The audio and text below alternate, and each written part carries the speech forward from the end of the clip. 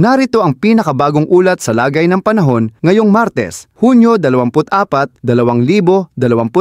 Patuloy na binabantayan ng Pag-asa ang isang bagyo na nasa labas ng Philippine Area of Responsibility, PAR. Ito ay isang tropical storm na may international name na Sipat, huling namataan sa layong 213 kilometro hilagang silangan ng extreme northern Luzon. Kumikilos ito pahilagang kanluran sa bilis na 30 kilometro bawat oras. Sa ngayon, hindi inaasahang papasok ito sa PAR at wala rin itong magiging direktang epekto sa alinmang bahagi ng bansa sa mga susunod na araw. Sa kabila nito, makakaranas pa rin ng pag-ulan ang malaking bahagi ng bansa dulot ng isang low pressure area, LPA, at ng southwest monsoon o habagat. Ayon sa pinakahuling satellite animation, ang LPA ay huling namataan sa layong 175 kilometro kanluran hilagang kanluran ng iba, Zambales. Mababa ang tiyansa nitong maging ganap na bagyo, ngunit magdudulot pa rin ito ng pag-ulan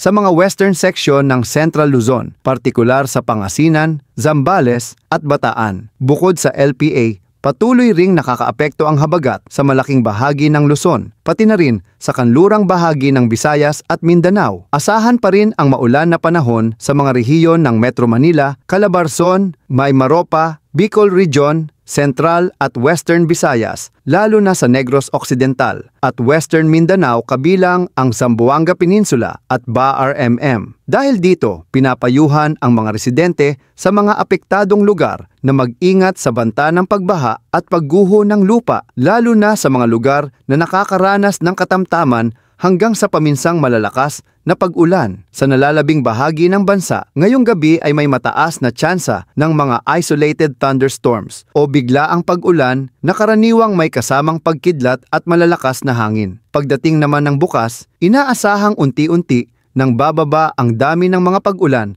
at magkakaroon ng mas maaliwalas na panahon sa maraming bahagi ng bansa. Para sa Luzon bukas, dulot ng patuloy na epekto ng habagat at ng LPA, asahan pa rin ang maulang panahon sa western sections ng Northern at Central Luzon, partikular sa Ilocos Region, Pangasinan, Zambales at Bataan. Sa Metro Manila, makulimlim pa rin ang kalangitan kasama ng Calabarzon at western sections ng Mimaropa. Sa nalalabing bahagi ng Luzon, partly cloudy to cloudy ang kalangitan at kung umulan man ay panandalian lamang dulot ng localized thunderstorms na kadalasang nararanasan sa hapon o gabi. Ang forecast na temperatura bukas sa Metro Manila aabot hanggang 32 degrees Celsius, sa Baguio 25 degrees Celsius at sa Tagaytay 30 degrees Celsius. Para sa Palawan at Western Visayas, dahil pa rin sa habagat, asahan ang maulang panahon. Partikular na maaapektuhan ang Palawan,